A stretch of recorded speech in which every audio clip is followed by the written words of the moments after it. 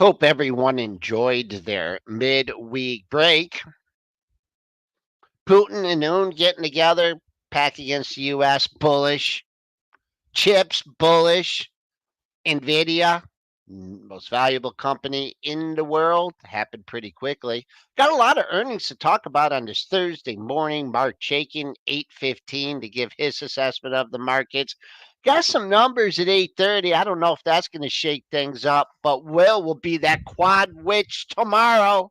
Let's get prepared. This is Thursday. It's pre-market prep. Welcome to Benzinga's pre-market prep. This is a volatile puppy here. It's all about execution styles and strategies.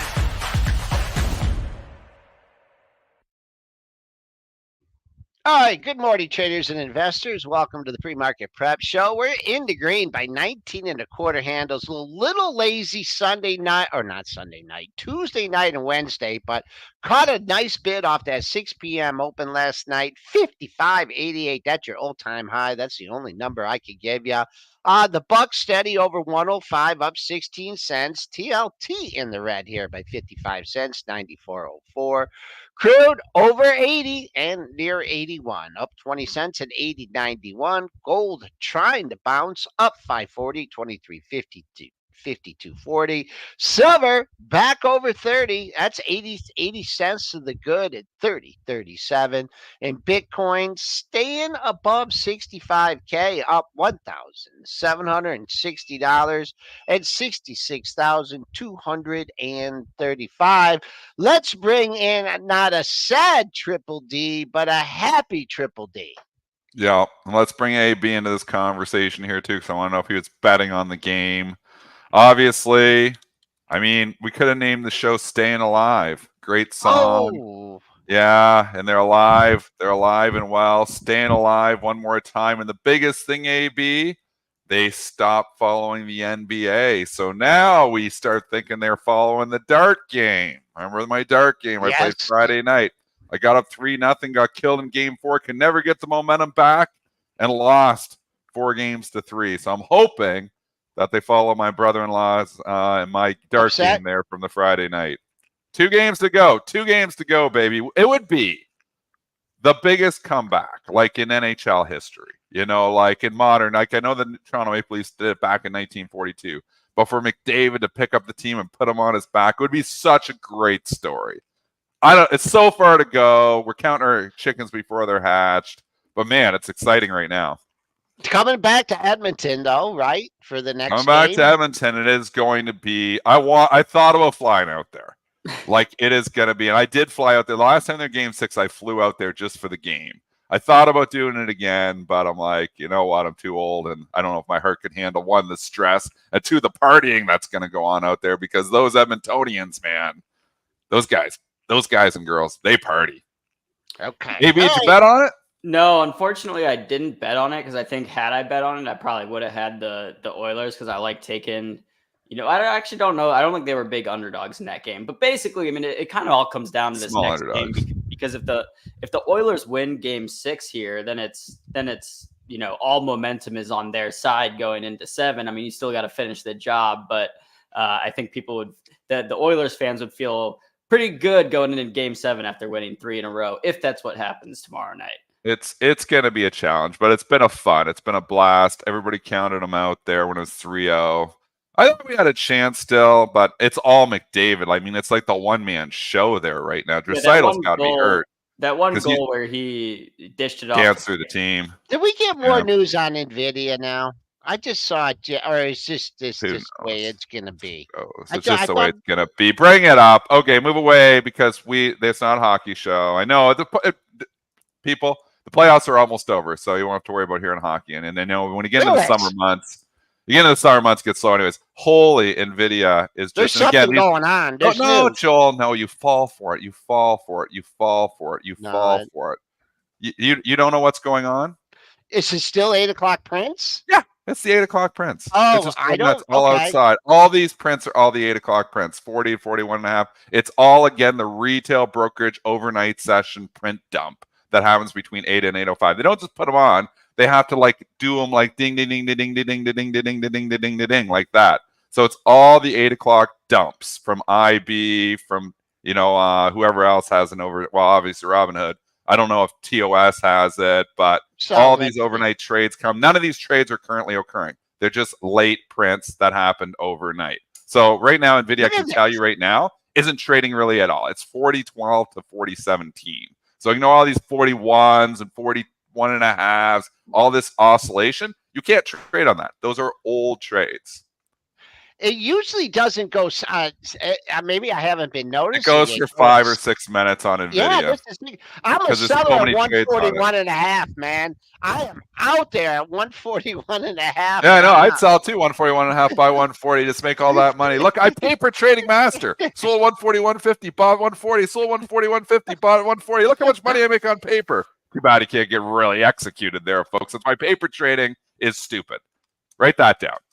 In a world where you can actually execute, in a world where you can have free trading, don't paper trade. Go trade with one share in Robinhood. Get real money in there. Paper trading is over. Paper trading mattered when we had commissions of $100 a trade. You don't need a paper trade anymore. Go and put real money in, even if it's like one share, folks. Don't paper trade. Get real money in the game. Make sure you can get a feel, I actually did just buy that. Because it's way easy to buy something on paper.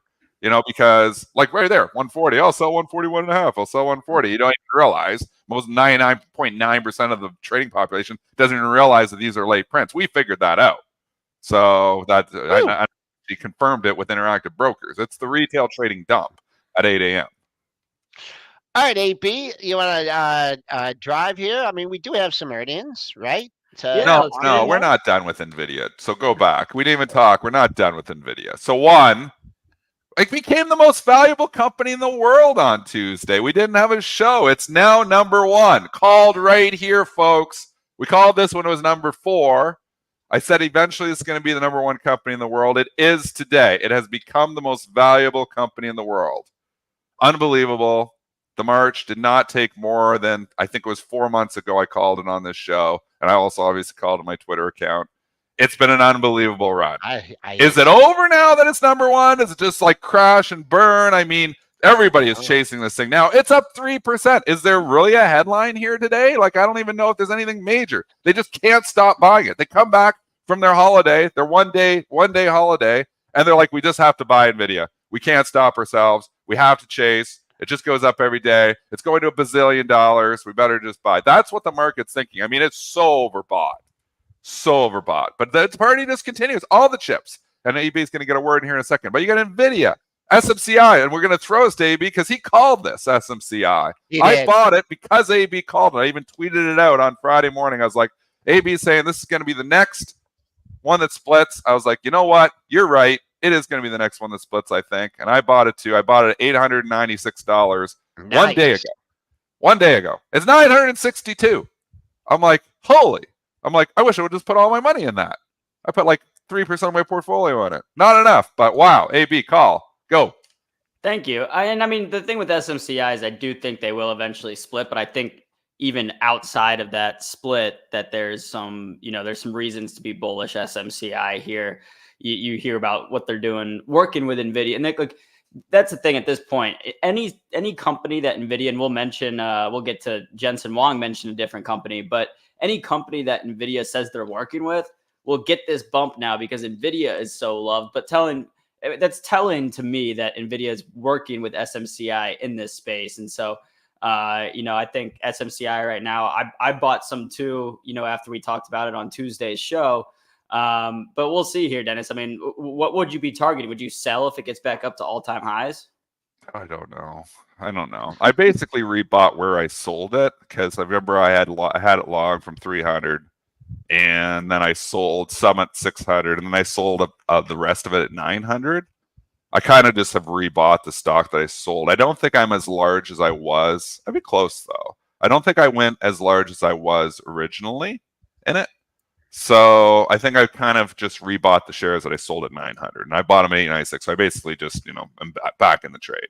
But I mean, this party, like, it's hard. And a great call. I know so many people, like Spinner, Sarhad from Twitter, give all those people shout outs. And not that it's happened, but all these people are calling for SMCI to have strength because we're seeing this pre-split trade. And I think, obviously that this stock, I think, is going to split, hasn't split. So there's no congratulations here yet. But I do think that this stock is potentially the next one to split. But look at the list. I mean, Dell, I own Dell. Nvidia, I own Nvidia. SMCI, I own SMCI. Micron and Taiwan Semiconductor, these are all your biggest winners today. It's the same stocks. Yeah, it seems like every day.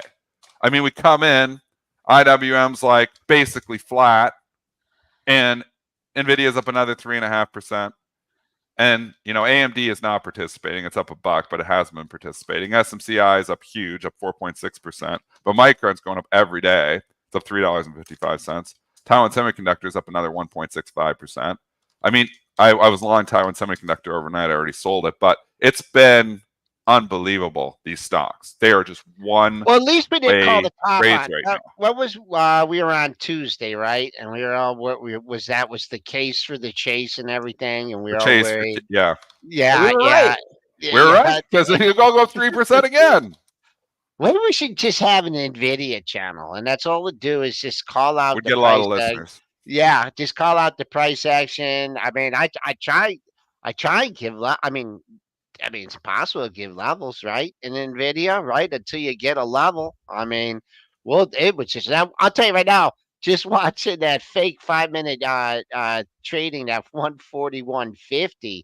That seemed to be a level. If you are ever contemplating selling this stock, it doesn't look as fancy on the 60-minute. But when we had that, all those prints were going off on the 5-minute, of course. So keep an eye. The only number there is 141.60. That's the all-time high in the pre-market in Nvidia. It's hard to chase it here, folks. I don't know if I would be chasing it at this point in time. Still long. My original position, I'm still long. The extra shares I've sold, but the original core investment position, I'm still long. People saying, when are you going to sell? I don't even know, man. I don't know how to sell this now. I don't know. Like everything in my power wants me to sell it now because it's just way overbought. But AI early innings, who knows? What about AMD? It's not participating, Joel, and it's not good news. I mean, it has not participated in the recent rally whatsoever. And people are like, no, there's not going to be two. There's just going to be one. And they're just buying Nvidia. And they look at the valuations and say, AMD's trading for P multiple higher than Nvidia. Why would I buy that? That's what they say. I say with market cap and Lisa Su, it's not a bad bet. But at the same time, I'm looking at it and thinking, I bought it back at $95, but, I had the great run to 220. But this has not been a good 2 months here for AMD. All the chips running, AMD not. So I don't know. I don't know why it doesn't get any love at all. And maybe it's this valuation, and maybe it's because it's fundamentally not killing it like Nvidia is. So the quarter was okay, but it wasn't like Nvidia. I think people are just going after Nvidia. There's like one. They're just buying Nvidia. I mean, Intel's just awful. I mean, awful. There's definitely separation happening here. So we did have some news with Dell. So it was announced that Dell will help build a supercomputer server for xAI, Elon Musk's AI company. Mm-hmm. Someone tweeted about it, and then Elon came in and then kind of cleaned it up a little bit and said, for clarity, Dell will build half of the server racks in our new supercomputer server. So Dell here, and when Dell gave earnings and the stock actually crashed, that was one thing we talked about, was like, well, when you look at this division, their AI server, computer division, the growth was incredible in that one division. And that was like, to me, like, okay, well, if you're buying it here, you could justify it by saying, look how much this is growing. And this is more, this kind of vindicates that, saying that if you have xAI coming in and saying, we're going to use Dell, then they probably, it seems like they've got a good, foothold in this space. And if that continues to grow, Dell is interesting here too. And I know it's getting now close back to its all-time highs, where we were at, what is it, like 175 we got to a couple months ago? 179.70. All right, so 180. We'll call it 180. What are we at now? 155? 155. Yeah, 154. I mean, that interview on CNBC, I mean, you get major attention there, and Sarah Eisen does a one-on-one with Michael Dell, and these can just be drivers of price. And rode up ahead of it, and it's been riding up since it. I'm long the stock. I bought the dip because I thought eventually the story would turn around here again. I bought at 135. I'm up 20 points in it. I've been in it about a week and a half. So it feels like, it didn't go right away, but eventually they just seems like, these strong get stronger. Dell's valuation isn't crazy. It's not compared to HPQ, it's a lot higher. I still think HPQ is a buy too. I mean, it's just sitting here consolidating here. I kind of think HPQ is going to eventually go too. The thing with Dell, remember, I don't know what day it was last week that there was news. Michael Dell planned to sell, and I don't even know if it was still up on that day or not. But those things are, we've talked about it. I mean, something they just have to do it for diversification in their portfolios and to move money around. I mean, taxes, unless he's paying his I taxes don't light or remember Michael whatever. Dell. I don't remember this Yeah, headline, Dell. okay. Well, He maybe filed to I'm sell some stock? I think like a billion or something next year in 2025. No, I I know didn't I know saw that. it. I know it. Yeah, but what's I don't that? I remember. I mean, don't that think we discussed it on the show. okay. Selling 10 million shares. I mean, they do. They sell. Jensen Huang sells. They've been Nvidia's insider sellers. People just don't care. People just seem to not care about insider selling. They only care about insider buying.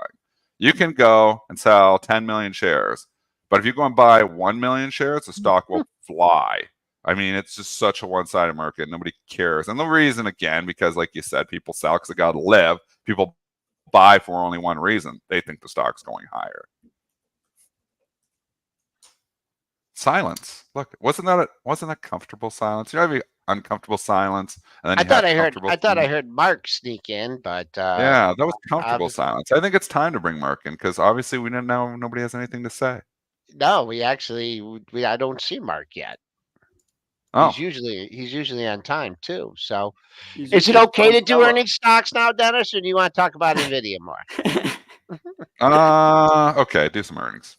All right, let's get to the earnings real quick. This morning, we'll start with Darden, ticker DRI. A lot of people, we're talking about Darden after Red Lobster filed for bankruptcy because Darden used to own Red Lobster, and it was seen as maybe could give us a little bit of a look into how Darden is doing. But Darden reported some good earnings this morning, actually. So maybe that sell of Red Lobster looking pretty strong right now. EPS came in at $2. I would say no to that, but I wod say they didn't report good earnings. But go ahead.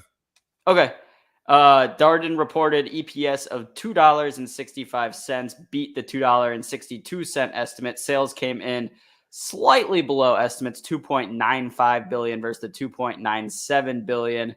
Let's see, the expects total sales of around 11.8 to 11.9 billion versus the 11.94 billion. So, Dennis, to your point, that outlook for 2025 came in slightly lower than expectations. EPS guidance 940 to 960. The consensus estimate was 960, so that was a little bit light too.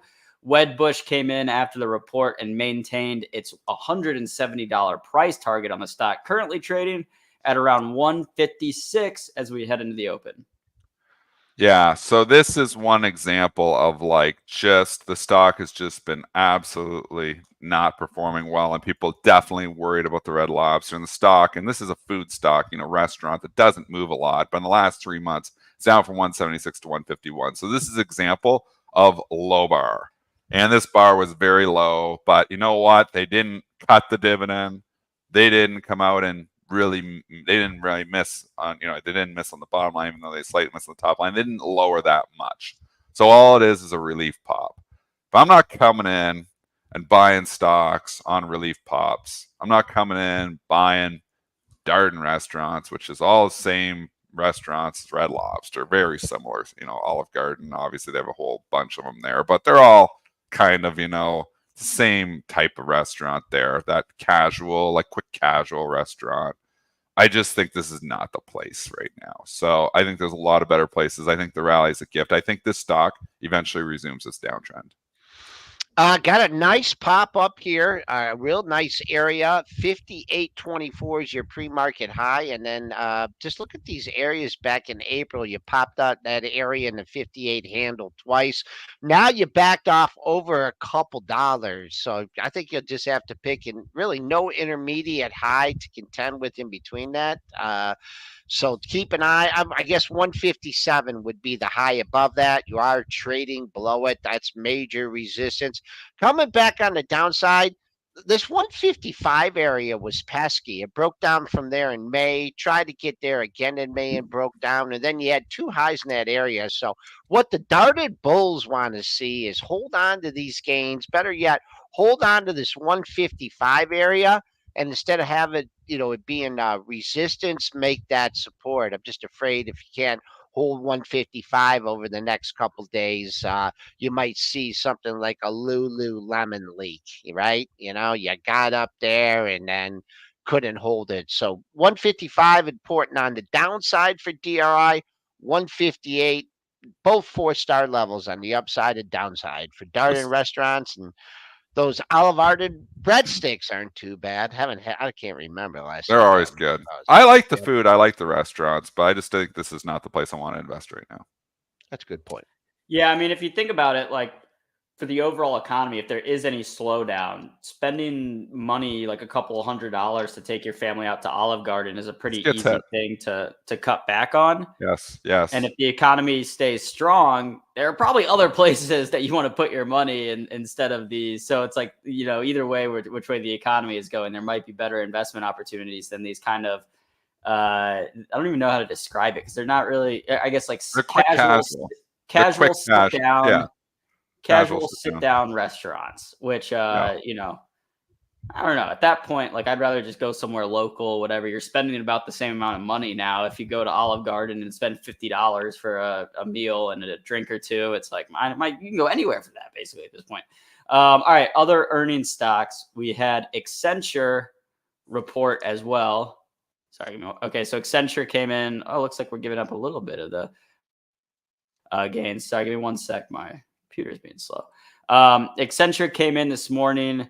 EPS of $3.13, missed by 2 cents. Revenue came in at $16.47 billion, missed by $70 million. But looks like some strong guidance sent the stock higher, and we're up about $26, $25.50 this morning, 9%, hitting 311. Which, Joel, this chart is looking interesting. Is this the bottom? Mm-hmm. This is the same thing. This is an example of low bar. Accenture has been in the gutter, has been trending down for 3 months. It's a tech stock that is, people aren't loving right now. It's not a chip stock. So they all want chips, not chips. It gets the earnings pop. It's a relief pop here. The earnings were fine, not bad, but not like, blowing it away by any means. Very similar to the Darden report, really. The sales miss, the EPS slight miss, just there. Getting a huge pop just because, you know what, they're buying stocks today. But again, I think this is one of those pops you sell.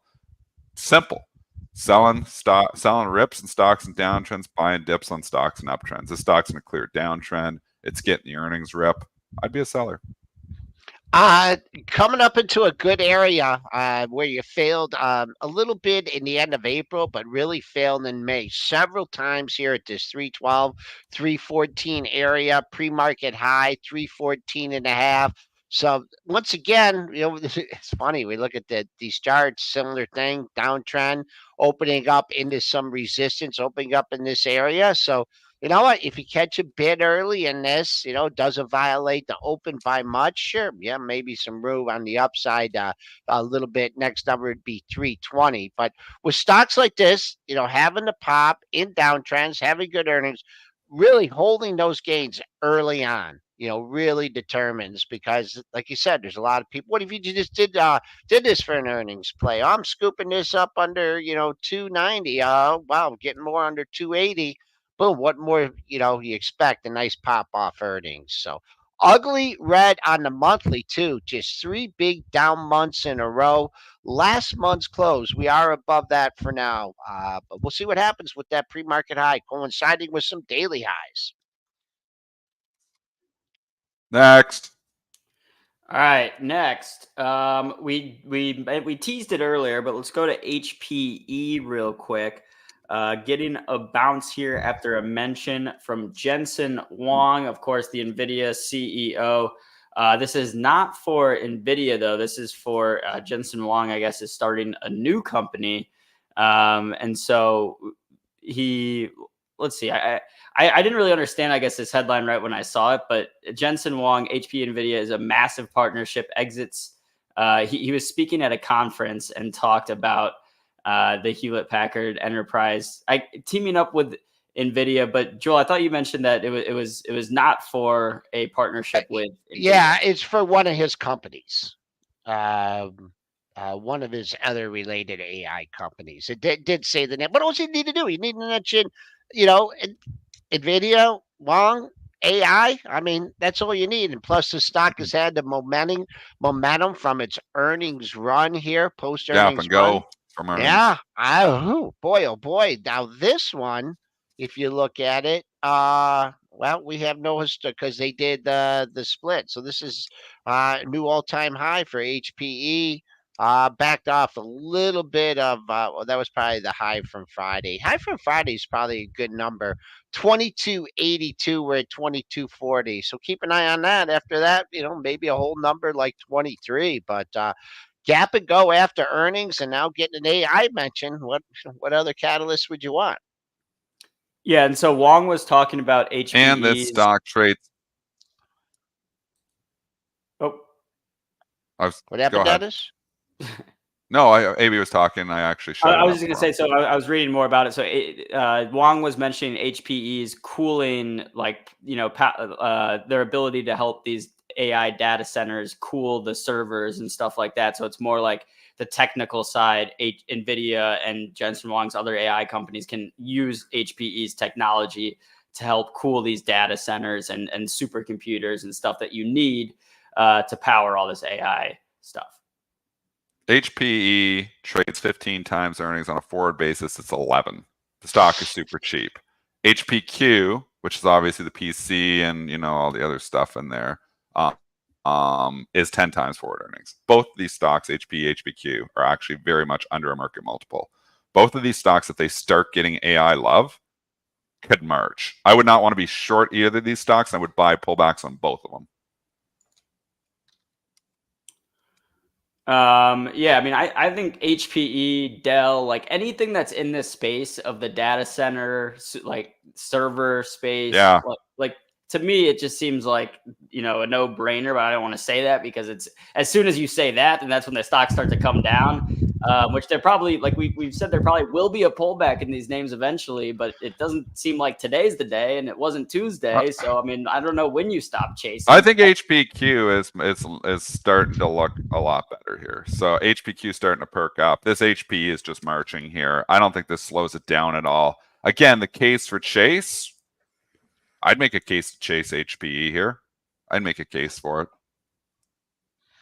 I mean, how about Dell? Dell's up like now. It's set to open up 7%. It's set to open up. It's going to be up 7% over the last two trading periods. Still got a way to go to close that gap, to fill that gap from the earnings drop. But again, it just seems like anything in this space right now can do no wrong until it can. And I mean, and again, like the market probably will shift eventually to where these stocks start to pull back a little bit, but no sign of that yet, at least not today. That gap fill will be 165.11 if you're looking for a shorter term target. So that's still $10 away for Dell. All right, Dennis, 30 seconds. What do we have? What do we have? We got initial jobless claims. We have building permits. We have housing starts, and we have the Philadelphia Fed manufacturing survey. We got a plethora of numbers. Yes. Okay. I'll sit back. Should I go wide? I didn't go wide. I don't think it's not going wide. So. Not moving any orders. Didn't move anything. Let's see what happens. Okay, here we go. Watch Dennis. Cricket. Glad I didn't go wide. Boom, boom. Sold. Pot. No, it didn't happen. No, nothing. A little. Not any movement whatsoever. CNBC didn't even break from their guest here, so obviously can't be too crazy. No. Yeah. All right. Philadelphia Fed manufacturing survey index came in at 1.3 versus 4.8 estimated. Let's see. We got initial jobless claims came in slightly higher than expected, 238,000 versus 235,000. Estimated it was 243,000 the week prior. Those are the only two I got so far. Crickets. Yeah. Not a lot of movement here at all. If we go to the Building broad permits. market, S&Ps, it's still same stocks. I mean, just giving you a quick summary of the markets here today, it's tech, and then there's everything else. They got the tech stocks up, and then consumer staples are getting hit once again. They hate consumer staples now. Even though TLT has rallied a little bit recently, they don't like consumer staples. They're just thinking of them as, why? I guess they don't hate them. They just don't go up. So I guess that's wrong. It seems like every morning it seems funny. It seems like every morning I come in, the consumer staples are trading down, but then I look at the charts and they haven't really went down much. Like I just assume the charts are down because every morning I come in, the consumer staples seem like they're down. Like I got Walmart with like the sell imbalances of all sell imbalances here, 168,000 a sell here, but stocks are like highs. I mean, so okay, I'm wrong. I guess they do like consumer staples. Feels like every night they don't though. Yeah, I was going to say that monthly chart looks like a lot different if it's something going down every day. But are you in a hurricane, Joel? Yeah, I am. Yeah. I think we're hearing your fan or something like that because it's like shooting into your mic. So Joel's going to turn that off for us. Sorry. When I turn that way, yeah. Is Chaikin playing it? It's like coming in like you're like reporting live from the eye of the storm. I know what happened. Oh, the thing. I know what happened. Yeah, man, the thing fell off the okay. boom. Yeah. No problem. How's that? Is that better? Yeah, I don't hear the storm now, so that's better. Okay. Can we talk? We didn't talk KB Homes. Go back to the earnings. I know KB Homes feels like an eternity ago, but it was actually Tuesday night. So because we obviously had the weekend break there, we go back, give KB Homes some love here because Lennar got hit on their earnings, but KB Homes is holding up fairly well here. AB, give us that earnings report for KBH. KBH came in, like you said, Tuesday night. EPS $2.15, beat by 35 cents. Revenue of $1.71 billion, beat by 60 million. Their guidance, their revenue expectations were slightly higher than expectations. And then you had some analysts coming in. Let's see, this morning, Keefe, Bruyette, and Woods maintains market perform on KB Home, raises price target to $77. Evercore Group came in on an outperform, raises price target to 86. So, home builders haven't been, the best performing sector in the market, haven't been the worst, but getting a bounce here on KB. Here we go. And looks like we're set to open this morning up about 2.3%. So Lennar gets hit on their good report. The report was good. They get hit because they don't want home builders. And then they buy KBH up because it wasn't as bad as Lennar. But Lennar wasn't even bad. They just reported first, and they were actually pretty good earnings. They sold a good earnings report there. But you know what? There's no AI in Len. And last time I looked, there's no AI in KBH either. So these are the stocks just the market's just not interested in. They're good companies, firing on all cylinders all the way through the rising interest rates. If interest rates ever go down, it probably helps these stocks. So, I mean, do you want these in your long-term portfolio? They've been pretty good. But right now, the market doesn't care. This is not the stock, I think, going to just run up $10 because we're not in a full raging bull market here. We're in an AI bull market and a chip bull market. Everything else just kind of, meh. This one did get a nick. This is a long time ago, back on Tuesday. Got a pop to 72.08. Things are settled down now, but for some reason, I mean, you know how these home builders, they like to trade all over the place. I'm going to look at these highs of the 3 out of the last 4 sessions, and they're around the 16, let's call it 69.60, 69.70. Currently where we're trading. If we don't get above there and establish a 70 bid here and work our way back into this big candle here, I'd be looking for a fade on this one. I don't know. Market's fading a little bit, just the way they treated Lennar. I'm just opening into 3 out of 4 daily highs. So it's trading up a little bit of volume. So if you're buying this one off the hop and you're looking for, that pre-market high, make sure you get a strong 70 bid here because you have had sellers lurking that area over the last 3 sessions. 3 out of the last 4. Keeping on with the earnings parade here. They're all up today, except I don't see Winnebago trading higher. WGO. No. Nobody's going out and buying Winnebagos anymore. Why not? Well, there's lots of reasons why not. WGO, earnings, AB. Yeah, EPS came in at $1.13, missed by 18 cents. Revenue of 786 million, missed by around 11.5 million. And let's see the guidance. I'm not seeing any guidance, but it looks like not great. Stock trading down around 5%. I mean, this, and then you had the Camping World. Those were all kind of your COVID darlings as people were buying RVs and campers and all that. And it seems like that's slowed down a little bit here. Big ticket items, not doing too hot. There's no reason to own WGO. And maybe it's holding up fairly well, but this earnings report sucked. Bottom line, I won't sugarcoat it, sucked. And you know what? Everybody expected it to suck, and that's why it's not down 20%, because everybody expected it to suck. $75 3 months ago, $74 down to 56. The bar was so low here. They managed to get under that bar. I don't know what to say. This is, maybe get a relief pop just to screw the shorts or something like that. It is some support in here. We go back to 2023. You get all kinds of support, 52, 51, 53. But man, this is a company that's firing on no cylinders. Yeah, they definitely got hit. Wow. And you had firm sellers into the report, too, at just under the $57 area, 3 days in a row. So no one was afraid about a beat there. Pre-market low comes in at 53.26. Your next monthly low, if you're looking for more on the downside. Dennis mentioned all these monthly lows here. All right, 2 monthly lows at the same point. That's good enough for me to give it 2.5 star. 51.74 was your December 22 low. And your low for the year is 52.08. That's still $2 away on the downside. So there's your next level coming back. And I was just, when I looked at Winnebago, Dennis, I know you talked about Polaris a while ago. I mean, look at that stock, man. Right back at the big ticket People items. aren't buying this stuff, man. This big ticket stuff they've got to finance. When interest rates start going down, they actually start going down, not just thinking they're going down. That may be when these stocks start to turn it around. But it's hard to get interested in any of these things. The financing and the cost of these things are just way higher than it was pre-COVID. And the financing, and people just don't have, yeah, sure, the rich always have money. They're going to go out and buy their jet skis, buy their snowmobiles. No problem at all. But it's the mid-class that kind of powers this thing. A lot more people are in mid-class than are just filthy rich. And they're like, well, we're a little tight. I'm going to lay off that snowmobile. I'm going to lay off that jet ski. I'm going to lay off that toy. Polaris sells big boy toys. Big boy toys, not the place you want to be right now.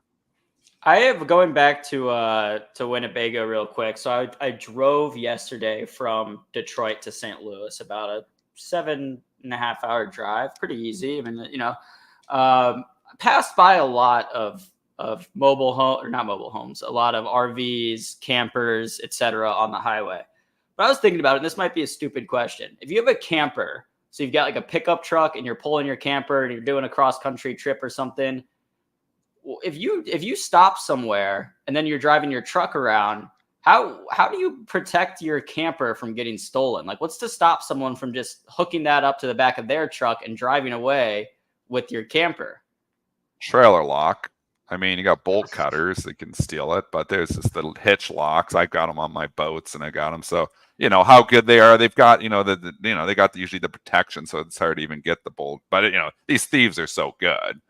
They can find ways. So it can be done, but you typically don't, see somebody stop at a service center and start ripping off trailers. I mean, well, no, but I'm saying, like, it seems like one of the benefits to having a camper that you have behind a pickup truck is that if you get somewhere and then you can unhook it and you need to go somewhere in your pickup truck, you don't have to. You're not like so you just put there's like literally like locks that are like go right around that whole trailer hitch.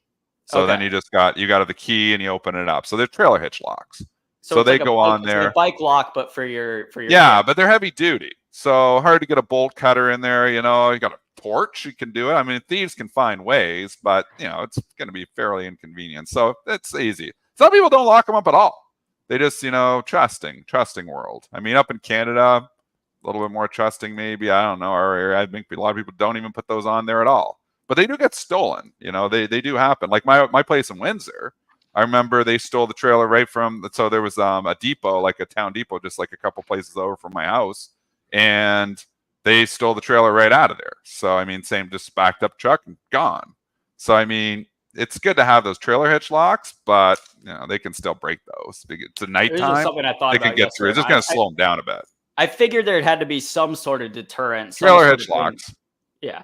I did pass by a Camping World, dealership, I guess it's called, a retailer or whatever. And the lot was pretty full. I will say that. So I don't know if I had any other takeaways from my drive yesterday, anything that would be investable. Saw a bunch of Teslas. We're melting here. I'm not sure what's going on. Where IWM has went to the red as always. They hate that.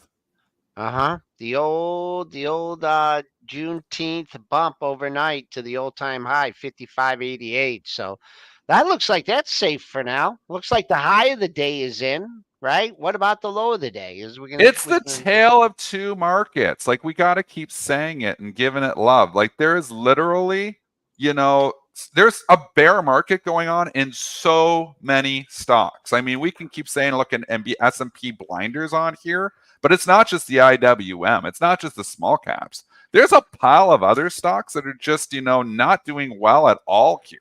This stock is being carried by tech, this whole market. If you did not have tech, all this market would be, all we would be talking about is the bear market if we didn't have tech stocks. Because look at Caterpillar. I mean, here's, a cyclical stock. Industrial, 380, 325. It's not good. Deere's way off the highs. It's bounced back a little bit here recently because they're talking about detractors as an AI play. They're trying to find a reason here. Ford can't find its way. 1350 down to 1178. I mean, move away from tech and take off the tech blinders here.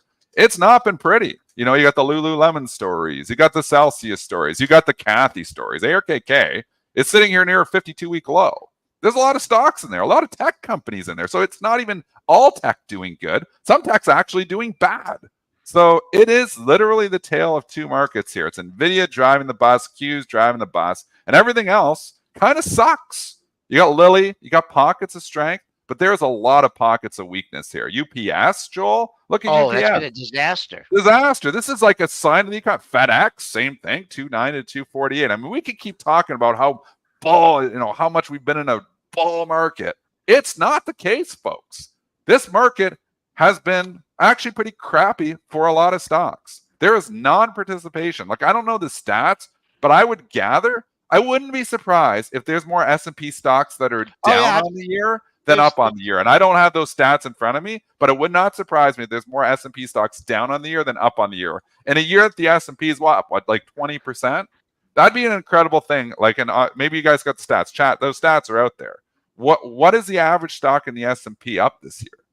Because not saying, obviously, the average is 20%, but, I bet there's a couple hundred stocks in the red of the 500 stocks, and maybe higher than that. Gabe in the chat is pointing out that even outside the tech world, you do have a couple of pockets of strength. Costco, Abercrombie, and Fitch. The same stocks. Those are Abercrombie. We talk about all those stocks. So you're right. There's one or two stocks, it seems like, in every sector that are really good, and then they hate everything else. This is maybe what we just figured out. This is a best of breed market. You are best of breed. Lilly, pharmaceuticals. All the other ones suck. Costco, Walmart, Walmart, then all the other retail sucks. Like, look at what Target's been. Abercrombie and Fitch is like your apparel that everybody loves. Lululemon sucks. So it's like, not just, that it's just tech. It's a best of breed market. That's why certain tech stocks, like, look at Salesforce. Holy CRM and Workday, and we're saying it's cloud. But you know what? It's not. It's the best of breed market, and the best of breed continues to go higher, and they don't like anything else. That's what it is. The non-diversification. People don't want diversification anymore because diversification just keeps your portfolio doing crappy. And that's the truth. That's what's happened lately. Yeah, I mean, and if you're out of like these big names and you're not in, there are stats that show if you don't hold your like big tech stocks in the days that, Apple's up 3% or whatever, like your returns are not that great. And that's why that's why you have a lot of defenders of this buy and hold strategy. Is because if you're in and out of these stocks, then you end up missing out on just some of the, few days of the year that they're up big. Like, it ends up making a big dent in your potential gains on the portfolio. So, we saw the day that Apple was up, 3-4% in a day last week, which, by the way, I don't know if we talked about, I think this was announced after the show on Tuesday, that Apple is scaling back its plans on the headsets, which I know we've talked a lot about the headsets on the show, and that hasn't really been a story for Apple over the last couple of months. But it sounds like they're kind of distancing themselves from this, Vision Quest, Vision Pro thing that they've been doing. So just keeping the conversation, chats all over it. Yeah, look at RSP, the equal weight S&P 500. You get a completely different story for this year. RSP trading up 4% on the year. So the S&P is sitting up here up 20%. But if you take those same 500 companies and give them equal weighting, you're only up 4%. You know what that's telling? There's a lot of stocks that are just not doing very well. So this isn't like, oh, I just throw darts and everything goes up. This is not that market. This is the market where if you're not in the leaders, you are lagging. Silence again. You guys don't have anything to say. All tired today? They say I talk too much, but then nobody else talks when I stop talking. Well, you were talking on a pre-market show and no one was listening. So, no, it's... Somebody's got to talk. We all talk. I was responding in the chat. Someone was saying I look different. I just have a different setup today. I have I'm back in St. Louis for the next couple of days. I didn't change anything about. You actually look like a different person. You do. You shaved. You look like a different person. You are. This is the real AB. This is a deep fake. This isn't really AB here today. It's a deep fake. It's a crappy deep fake too. They can tell it's not really UAB. It's AIB is what it is. ABI. AIB.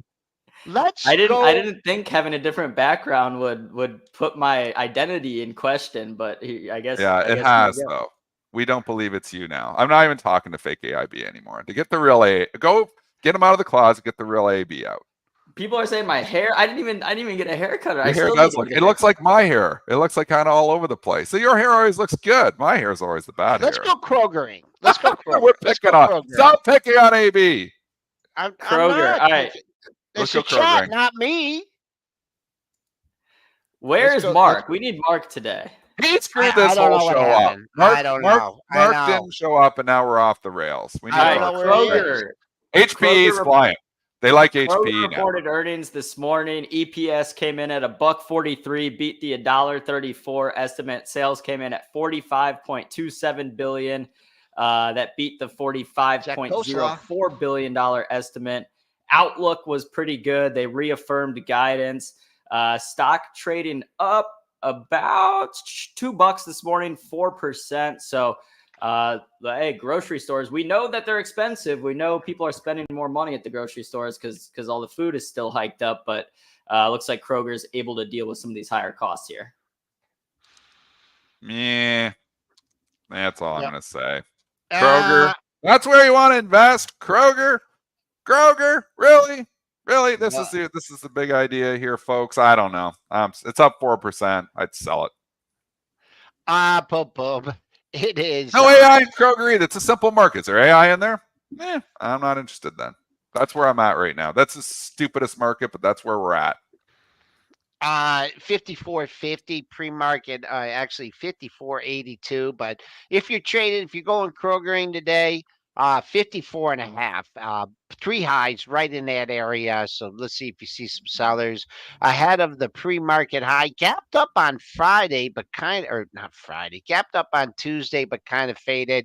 Let's see what happens. Not only getting up to this 54.5 area, but clearing it. So good resistance. What was that one stock that was getting kicked around for a merger and it Paramount? No, that Paramount's crazy. Now, wasn't Kroger going to buy somebody? Worst stock ever. Oh, Albertsons? Yeah. Oh yeah, a long time ago. That never got approved. That got nixed by the this administration. They hate mergers. They don't want anything to merge. They'll let the companies go bankrupt, like we just saw with whatever was the airline stock there. Save. They let them go bankrupt rather as opposed to merge. They hate mergers. Administration's tough, man. Tough on mergers, tough on M&A. Yeah, so ACI is a no-go. ACI Kroger, dead. Oh, Dead, dead. good. Yep. And okay. And saves is. I look at the Look at airlines here. Save. Look at Save. It's $3. Literally, JetBlue was merging to save, and they blocked the merger, and now they're going to let the airline go under, and that's apparently better. That's apparently better for the consumer. So it's not a matter. We don't want these two companies joining forces because they'll be a powerhouse. No, we'll let the companies go under, and then that company just won't exist. JetBlue can just go on its own. Insanity that they blocked this merger. Insanity. No idea what they're doing. Save is literally probably going out of business because they didn't allow the merger. That merger was to save, folks. It wasn't that they were going to be JetBlue, Save, powerhouse. Consumers are going to have less choice in discount airlines. Now they're going to have less choice anyway, so the bloody Save's going to go out of business then. Crazy that they blocked that merger. Delta holding up well of the airlines. Look at that. Kind Best of near of breed market. We just learned. Delta is best of breed in airlines. You got best of breed and everything else sucks. So what we should do is the next show, and chat, you can help us out with this. The best of breed stock in every sector, write them down. I'll do tech for you. It's Nvidia. I'll do pharmaceuticals for you. It's Lilly. Where do you want to go next? Automotive, I don't know. Automotive is probably Toyota, but it's pulled back. Apparel, It's going to be Tesla eventually, but Toyota's pulling back here too now. I don't know if I want to do automotives anyways. Airlines is Delta. Right. Obviously, in retail, it's Costco and Walmart, and then everything else. Everything else in retail sucks. No sense being there. So it's best of breed. I mean, you don't own best of breed, you're underperforming. That's the bottom line. Kohl's is definitely not best all of breed. And we can do worst of breed if you want to. We can go into worst of breed. It's maybe not Kohl's. It's Save in the airlines, 100%. Best of breed in the meme world is GameStop, but that's not doing very well here. What's going on with your GameStop, man? What's going on? I bought a small position there, and you lose money. So I suck at this stock. I'm never buying it again. What about it's going down? I mean, I don't know. GameStop, they raised so much bloody money here now that they have so much cash. I think they got like $15 worth of share in cash.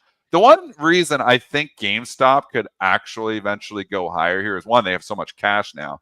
What they need to do is just close all these GameStop stores, their core business, literally close, and use the name, because you have this like following. You have this huge following, retail following, loved. Get an AI, and that's what maybe they're going to do. They're secretive behind, like somehow find a way into AI, and the stock would start blasting off because it has the whole following, the huge following here. I think eventually they're going to announce something AI, and then the stock's going to blast off again. So I would not want to be short it. I am slightly long. I have a small position that I bought at 28. It's already, I literally 2 days ago, it's 24. I was like, oh, well, that was a mistake. I sold half of it when it started going down. I was like, I'll hold a little piece just for fun. I'll buy this again. I'll trade this again. I mean, it's crazy to think that I'm long GameStop. I look at this and think, what the hell am I doing? But then you look at the cash position, you think, oh, well, they got a huge name. They have a huge following. The stores all suck. The core business just is awful. But can they diversify themselves away from the core business? Maybe. They have a lot of cash to figure it out with. So cash is king. Good. All right. Someone mentioned IBM here as like an AI stock here. Been sleepy after its earnings. Not looking too bad here, but it just seems like it had lost its luster after getting nearly to 200, 199.18. But hanging in there if you're looking for the catch-up trade in AI. But IBM up 234 today. I'm not sure what the news is on it, but there's one not looking too bad on the monthly coming off. Starting to turn around a little bit here. It's a value AI play. I kind of like the chart on this one. It needs it in the beginning of the year was full on AI and it turned around, and then it's lost its luster a bit, falling, with the Ciscos and the Intels, and it's kind of all groups them together there. IBM could be different though. Like Watson, obviously, they were the AI company before AI was even a thing. I mean, they just couldn't, take advantage of that. They were in the pole position. They just couldn't take advantage of it with Watson. I think that's consolidated enough. It looks constructive, like it's like HPQ almost, like IBM. I kind of like it here. So you like it or you don't like it. That's really where we are in this market. There's some stocks you like and there's stocks you don't like. There's no sense even in the middle and say, it's like it or don't like it. There's an AI story. It's been hot. Again, I don't know when the bubble bursts, though, so that's the whole other wild card here. You can be in all this stuff. If NVIDIA falls $20, I'm going to lose on Dell. I'm going to lose on SMCI. I'm going to lose What's going to cause it? What's going to cause it to go down? NVIDIA crash. Like eventually, like NVIDIA crashes down 10% one day on no news, and then everything else follows suit. But people have been calling for an NVIDIA crash here for the last, I keep saying 400 points. I guess the last 40 points now because only $140 stock. But I mean, here it is again. The stock that's so overvalued and so much in a bubble just goes in more of a bubble every day. I mean, I'm still long it. So I'm not only going to get hit on NVIDIA itself, I'm going to hit on SMCI, I'm going to hit Micron. Every time the thing looks like it, this is it. It falls like $3 in 3 seconds. You're like, this is the start of it. They just buy it right back. So I don't know how to sell this, folks. You tell me how to sell NVIDIA. I have no idea how to sell it. I know how to buy it. I know how to buy. I bought it right at the perfect timing. I have no idea how to sell this. This is where you should sell one share of it. I don't know your position. Let's see how you got me a price tomorrow. No, it's going to be tomorrow's open. Sell a little bit. Tomorrow's open. Why? Why not today's open? Because we have the quad witch tomorrow. And there could just be some ridiculous buy balance on that thing where they just, okay, I didn't get in the whole quarter. I didn't get in the whole year. I got to get in. And there's going to be if there's a huge buy imbalance. So, but that's it. I mean, you want to know why we're leaking today, though, Joel? Do you want to know why the S&P is leaking? Because there are sell imbalances across the board here, and they're not in NVIDIA. There we go. Yeah, we're talking. Yeah. Walmart, 278,000 to sell. It's the biggest sell imbalance you'll ever see on a non, Friday expiration imbalance. Talk about what the sell imbalance is, Dennis, and we'll talk about potential strategies to. Okay, so I'm going to give you a few of them. Bank of America, 176,000. Wells Fargo, 107,000 to sell. Just going cherry picking. Bristol Myers, terrible stock going in the long-term portfolio. 127,000 to sell. NEE did the offering, 56,000 to sell recently. CBS, 99,000 to sell. Gap Stores, GPS, 57,000 to sell. Nike, 44,000 to sell. Procter Gamble, 50,000 to sell. Walmart, 278,000 to sell. And then you just keep going. Delta, best of breed in the airlines, just at 45,000 to sell. Sell balance across the board today. Oracle's got a buy and balance. It's going the other way, but it's techie and they love it right now. So it's just clear. They're like, this morning they're selling everything else and they're buying the stupid chip stocks again, the tech stocks. That's what they seem to do every single day. But we are leaking because these sell imbalances are growing. What they are, a sell imbalance, so those just joined the show for the first time, because we've talked these for years, is at 8 a.m., the NYSE posts all their opening imbalances. And what an imbalance is the sellers on the open versus the buyers on the open. So if a stock is 100,000 to buy, these are orders that are geared for the opening. So they become executable at the opening. So right now, for instance, I see Walmart with 278,000 to sell. What that is telling you is there's 278,000 more shares to sell relative to the closing price, so below 67.60. So there's 278,000 more to sell than there is to buy. So if the stock was to open right now, the stock is projected to open at $60, down $7. It's not going to happen.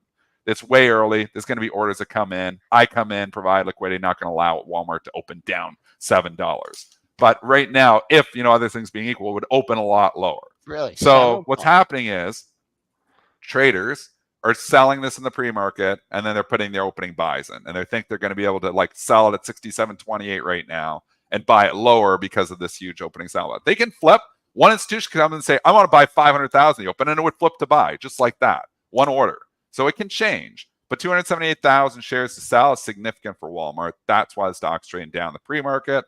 That's why you're seeing some weakness in the S&P, because they're selling balances across the board. This is the information that I trade on, that I make money on every day. You can subscribe to it. You're not going to get in Robinhood, trade for free. You don't get all the bells and whistles. I pay for my trading. That's how I get this information.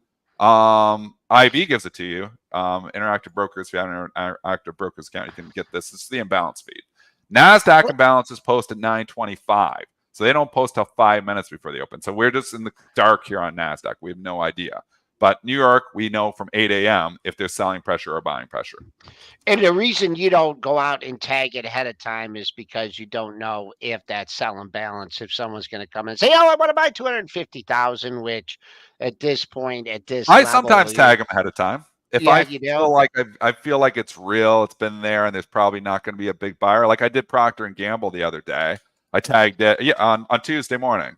I Oh, tagged really? Procter and Gamble. Bring PG up. Yeah, I shorted at pre-market because I'm like, that's a huge imbalance here, and I don't think there's How going to be big any was it? upset. How big was it in that It one? was like the same thing, like 100,000 to sell or something, like something big. Not as big. 274. 274 is really big for Walmart on this day. That's a big sell imbalance. So I shorted Well, Procter and Gamble, and I can't remember the dollars trades, but you can try to look at the trading from Tuesday. You got to go back to it. It opened like down like 50 cents. So I think I sold it like down like 10 cents and then covered it down. I made like 40 cents. So it's a good trade. So you say, "Oh, what's 40 cents? I don't care about 40 cents." You're a day trader? Make 40 cents off it's not arbitrage because it could change, but off information arbitrage is what it's called. It's a good trade. I'll take 40 cents. This Walmart looks really. It doesn't even look like it's going to open below 67 as we speak right now. But man, oh man, if this opened up, I'd be, this 66. I want to I call it think it could open around 66. 6. I'm guessing it doesn't open, but I guess around 67. Like it's 60 Yeah, projected. it's There'll not be big even. buyers to come in. So, and again, we're just in the tale of two markets here right now. Walmart's been a strong one though. So sometimes you can buy the dip too. Like, on the PG trade, Joel, I do remember this from Tuesday. I not only covered my short in the opening print, I went long too. So then it Oh, bounced up. So you how get do you 40 do that? cents down and like The 30 cents old up. the reverse flip in this side. short. Oh man, I I don't know just put how he double the did. size to buy. All So if right, I'm like well, short of, Crazy. if you're That's short, like, your number one. You didn't learn yeah, if that you can from do that, me. it's good. That's one You can thing you reverse, did. you make That both that sides. that that is that one quality, man. Because well, what if it keeps going lower? Then you could have made more on your short and your long. Well, that's, that can happen too. And you can lose more on your long than your short. That can happen. If there's news on it, you try to miss those. So the strategy is Yes, really like yes. no news. You don't want the news on it. Like if if Walmart was downgraded to sell today or something like that, and it's 277,000 sales, like, well, that's the reason. Well, I don't see any headlines on Walmart here. So it's just maybe some institution just says, look, sell my Walmart and buy Nvidia today because I can't take it anymore. As Nvidia goes up every day and Walmart doesn't go up fast enough. Walmart's been pretty good stock too. I mean, is that the call? Am I liquidating my portfolio and loading up Nvidia right now? No, but I tell you, there's a lot of people who are. And you know what? They've been right. I don't know if that continues. It feels like on Nvidia, and I know we're going overtime here, but it kind of feels like upside capitulation here, like at a certain point where it's like just getting to a point where everybody is chasing it. Every bear is thrown in the towel. I'm at that point. Like if I had it on for a trade, I would ring the register at 140 today. But I've got it on my cost. I don't even know what my cost basis is anymore. It's $410, whatever the hell that is.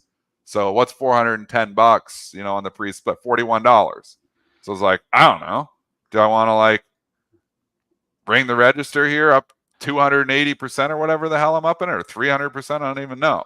I don't know how to deal with this trade. I'm like almost stuck in it now, where I'm up so much, I might just ride it all out. Better than being stuck on the downside. Yeah. All right.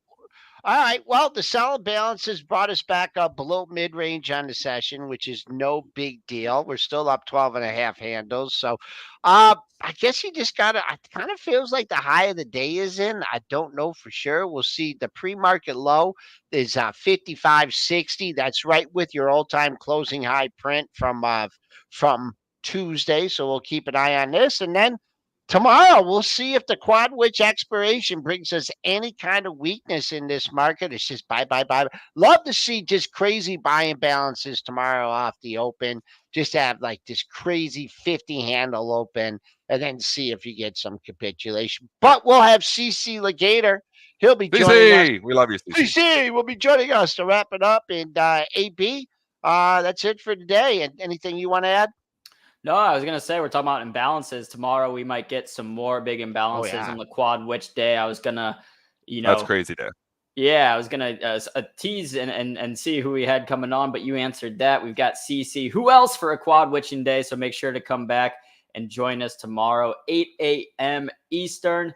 more of the same today. The chip stocks leading the tech market. We'll see if, sounds like a broken record, but we'll see if we make another new all-time high today in the S&P 500 and NASDAQ.